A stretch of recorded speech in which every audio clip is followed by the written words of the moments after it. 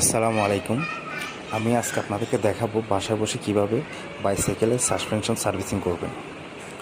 তো সার্ভিসিং করতে আমাদের আহামরি কোনো টুলস লাগবে না, জাস্ট একটা ফ্রক স্প্যানার লাগবে আর একটা 10 নাম্বার ডালি বা টি লাগবে। তো দেখতে থাকেন কীভাবে আমি সার্ভিসিংটা করতেছি। আমার হাতে যে স্প্যানারটি দেখতেছেন এটা আপনারা দারাজে পেয়ে যাবেন, দাম 250 থেকে 300 টাকা নেবে।